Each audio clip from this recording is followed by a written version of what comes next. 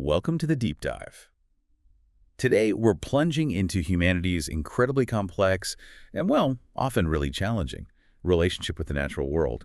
We'll navigate everything from the philosophical foundations of how we even think about nature's worth Right. to the very real, sometimes devastating economic and environmental fallout of our actions. You might even find yourself asking, is nature in some way pushing back? And our mission for this deep dive is really to pull out the most important nuggets of knowledge from, well, a fascinating stack of sources. Okay. We've got academic papers on environmental ethics, some really in-depth analyses of the economic impacts of natural disasters in the U.S., Interesting. and recent reports on ecological crises in places like, say, the Himalayas will help you understand what's most important, uncover some surprising facts, and, connect the dots between seemingly disparate ideas. Hopefully setting you up for those aha moments. Exactly. So let's jump right in. Let's lay down some philosophical groundwork. How do we even begin to value nature? Well, at its core, we're talking about environmental ethics.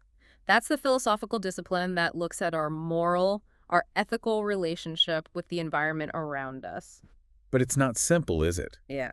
Because human values immediately come into play. Precisely. Human values become this crucial factor. These are, the deeply held beliefs individuals think are important. And these shape their decisions about right or wrong actions. Absolutely. Think about this stark example from our sources. A person facing, let's say, extreme poverty in an undeveloped country might find it morally acceptable to cut down forests for farmland. I mean, they need to feed their family. Yeah, survival. But then someone in a developed country might see that as completely unacceptable. They're thinking about increased carbon emissions, the broader environmental impact. Right, it really highlights these tough ethical decisions, doesn't it? You see it in debates about pollution, resource depletion, climate change. All of those. And that's where the traditional ways of framing nature's values sometimes feel a bit limited. How so? Well, the debate often frames it in two main ways. First, you've got intrinsic values, that's nature's inherent worth, independent of any human benefit. Okay, value just for being itself. Exactly. And then there are instrumental values, nature's value for people, providing commodities like food, water, or maybe services like climate regulation. But the sources flagged something really interesting here, didn't they? That focusing only on intrinsic and instrumental, well, it misses something important. It does. They suggest it misses a fundamental basis of concern. And that's where this third category, relational values, comes in. Relational values. Okay, tell me more. This sounds key. It really is. These are defined as preferences, principles, and virtues associated with relationships. That means relationships between people and also relationships articulated by policies and social norms. So it's about connection. Yes, that's the core insight. And the key revelation here is that these aren't just like soft, intangible values. They are vital for resonating with human well-being and what people just intuitively believe is the right way to act towards the environment. So they bridge that gap between abstract ethics and personal conviction. Exactly. They often drive real-world action and shape what we think of as good environmental policy. It's not just, is it valuable in itself, or is it valuable for me? It's also, is it valuable because of my relationship with it or our society's relationship with it? Right. That does reframe the discussion. Now, another philosophical approach that comes up is virtue ethics. This suggests valuing nature as an expression and extension of what is best in our character. Things like sensitivity, humility, gratitude. Sounds pretty good, right? It does sound compelling, but it has a notable problem. Which is? Well, the issue is that virtue ethics often ends up relegating nature's sustenance to a matter of manners and sensibility. So like a nice to have, but not essential. Sort of. And that's just not a priority when you're facing really pressing issues of human survival and suffering. It stays quite human-centric. Right. And that rationale, well, it might not be robust enough for the serious moral imperative of environmental sustenance. As one source puts it, on a good day, when I am not too pressured, I may make a contribution. But that's not a strong enough driver when the stakes are this high. Exactly. Okay, so we've explored the abstract ways we value nature. Let's pivot. How do these debates play out in the real world? Let's look at the Himalayas, a stark example where these dilemmas have devastating consequences. Yeah, the Himalayas, I mean, they're the world's youngest and tallest mountains, still rising about 5 millimeters a year, Wow, still growing. which makes them geologically unstable. It's an incredibly complex, fragile ecosystem, unique forests, river valleys, glaciers, and also densely populated mountain landscapes. And people have lived there for centuries. They have drawn life from the slopes. But the human pressure has grown enormously in recent decades. Just look at Uttarakhand. Its population has almost doubled since 1981. Doubled. That's huge. And tourism. It's surged from about 19 million visitors in 2013 to over 45 million in 2022. That brings short-term economic gains, I imagine. Oh, definitely.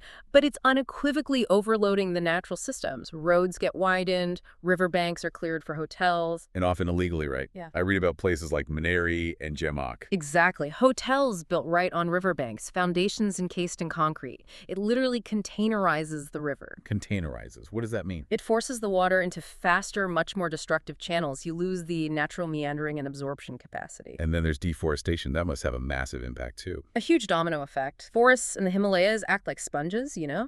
They anchor soil, reduce erosion. But when you remove the trees for timber, farming, roads, resorts, the sponge is gone. Precisely.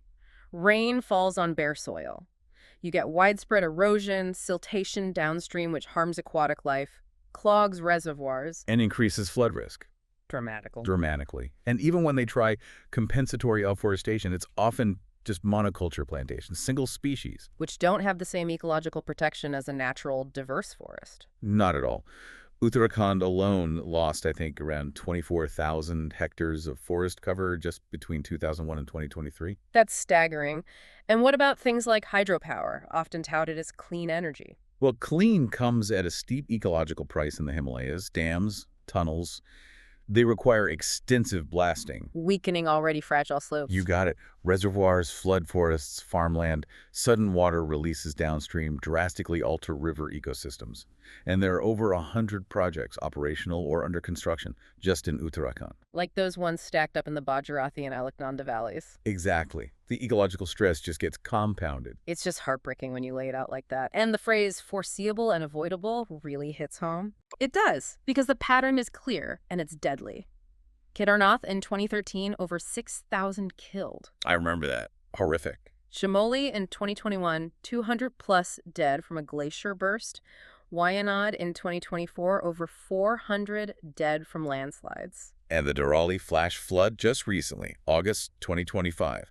Homes swept away, lives lost. In every single case, warnings were ignored, safeguards were gutted. It's described as the foreseeable and avoidable result of years of deforestation, unregulated construction, and official indifference. A naked pursuit of profits, as one source put it. Yeah. Corruption, political pressures, they undermine enforcement. Local officials approve violations. The message from the mountains, it's always the same. There are limits, and we are crossing them. Which brings us to that really unsettling question. Is nature, in some sense, taking revenge? It's a compelling thought, isn't it? And not entirely new. James Lovelock wrote The Revenge of Gaia back in 2006. Right, suggesting the planet could make itself uninhabitable for us because of our fossil fuel addiction. Now, obviously, viruses aren't consciously vengeful, but many researchers today looking through this new lens of planetary health. Planetary health. Tell me about that. It's a discipline that sees these increasingly visible connections between the well-being of humans, other living things, and entire ecosystems. Okay. And they argue that humanity's destruction of biodiversity, especially as we push deeper into wilderness areas, creates the perfect conditions for new viruses. Things like SARS, bird flu, Ebola, MERS, COVID-19. They emerge and jump from animals to humans because we're encroaching on their habitats. That's the argument. As commercial activity penetrates deeper, we encounter more unpredictable biological forces. It's like you said earlier, we're in overshoot mode. Living off nature's capital, not its sustainable income. Precisely. And the COVID-19 pandemic really exposed this. It was called an economic contagion. Affecting everything. Yeah. Finance, tourism, the car industry. Everything. It exposed the inherent fragility of our globalized economic systems, the inequalities they perpetuate. It really challenges those just-in-time supply chains and conventional economic models. It forces a reevaluation, doesn't it? If our health systems get overwhelmed, can our lifestyles just continue unchanged? That's the question. The global north, even with developed health systems, was barely prepared. Developing countries face horrific impacts. And think beyond pandemics, just the daily global health costs of waste gas emissions from fossil fuels. How much is it? A staggering U.S. $8 billion per day. $8 billion a day. That's Mhm. almost unbelievable. It is, and it makes you think about nature's own wisdom, right? Nature operates on principles of give and take, complex interactions, regeneration. All waste becomes new growth. Which is the complete opposite of human monocultures, like factory farming or even just self-centered city living. Exactly. That lack of diversity makes systems fragile. They can't regenerate naturally. These practices severely damage that vital balance. So again, not revenge in a conscious sense. No, but there are certainly stark, foreseeable consequences for pushing ever deeper into wilderness for commercial expansion and resource extraction. Okay, let's shift gears slightly. Let's connect this to a finding about natural disasters in the U.S. that seems, well, almost counterintuitive. Ah, the economic impact data. Yeah. For nearly 4 decades, data on FEMA-declared disasters suggests that, on average, counties hit by these events actually see a longer-term boost in personal income per capita. It does seem counterintuitive, doesn't it? Like a build back better effect happening almost automatically. How does that actually play out? Well, what's fascinating is the pattern. Initially, employment drops sharply right when the disaster hits. Makes sense. But then it recovers strongly, usually peaking about a year later. And a big driver of this recovery is a sustained jump in construction employment. The rebuilding effort. Exactly. It can stay elevated for years, suggesting a really prolonged rebuilding process. And this long-term income boost seems linked to higher average weekly wages and steadily increasing home prices. Which points towards maybe an increase in productive capital, Right. improved local amenities. Could be. Or even a shift in who lives there, maybe towards higher wage workers. Yeah. Interestingly, the population, on average, stays largely unchanged in the long run. So it's not necessarily new people moving in, but changes within the existing setup. It seems so. Changes in the population composition and the infrastructure itself. And this is tied to things like private insurance and government aid in the U.S. Very closely, it appears. Especially the Stafford Act of 1988, which formalized and expanded federal disaster aid. That seems to play a key role in explaining this Build Back Better effect. But there are nuances here, right? It's not that simple. Definitely not universal. There are crucial caveats. For example, hurricanes and tornadoes. They tend to show significant long-run income increases, Okay. but non-hurricane floods. They show no statistically significant effects. Income just stays flat, near zero. Why the difference, do you think? Well, it could be that flood damage traditionally has less insurance coverage. Or maybe floods increase the perceived risk of future flooding more, which reduces the incentive to rebuild right there. That makes sense. And what about the severity of the disaster? Generally, the most severe disasters measured by monetary damages lead to the largest income increases. But What is a what? there's a but. They might also lead to that compositional shift we talked about. Lower income households might be more likely to move away permanently. While higher income homebuyers might move in, perhaps taking advantage of the aid and rebuilding. Potentially. So the benefits of post-disaster aid might disproportionately support higher income individuals. That's a really important equity consideration. Absolutely. And what about the wider region? If one county gets a boost, does that affect nearby areas? Great question. The research suggests that while the directly hit area gets an income boost from an aid-inducing disaster, Okay. the net effect for the wider region, say, within a few hundred miles, is near zero. So the money for rebuilding in one place might be coming, partly, from resources redirected from other nearby areas. It suggests that possibility. Locally, it's a boost, but regionally, it might just be a redistribution of government resources. Which is critical when you're thinking about the overall societal impact and the true total cost of these events. Exactly. It's not just about the local recovery figures. So this stark contrast, this sort of build back better scenario with all its caveats in the U.S. versus the devastating consequences of unchecked development, described as human greed in the Himalayas. Yeah. It really brings us to the heart of it, doesn't it? How do we genuinely weave environmental ethics and human values into our development pathways for a truly sustainable future?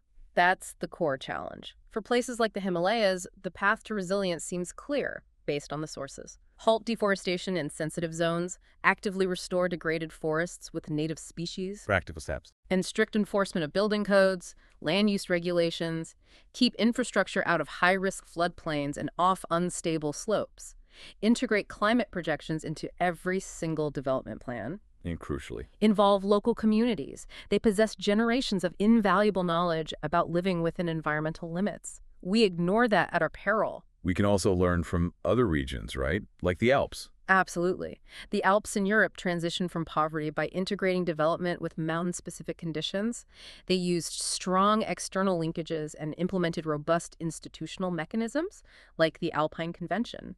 There are models. So it's not just about what we build, but where, how, and crucially, who gets a say in those decisions. Precisely. And sadly, the Uttarakhand experience shows severe gaps in disaster management, despite having a Disaster Management Act since 2005. India's own controller and auditor general called the state authority virtually non-functional. That's right. Warnings, like those from the Met Department before the 2013 flood, were simply not taken seriously. Mitigation just isn't incorporated into development plans often enough. So globally, what's the call then? There's a clear and urgent call for a green recovery, one that vigorously tackles the root causes of ecosystem impoverishment and these vast inequalities we see. Which means moving beyond just endless growth. Moving beyond the ideology of no-holds-bar economic growth on a finite planet, it calls for more localized, regenerative production systems and lifestyles. And a fundamental shift in our consumption. A fundamental shift. Less driving, fewer flights, more focus on community. We need to remember these disasters we label natural. They're often exacerbated, if not directly caused, by human actions. Exactly. If the natural defenses of these places, mountains, ecosystems, are protected and restored, they can keep sustaining life for millions. But if they're dismantled for unchecked growth, these natural disasters will just become more frequent and far more deadly. So wrapping this up, what does it all mean for you, the listener? We've really seen how deeply interconnected human values, economic systems, and environmental health are.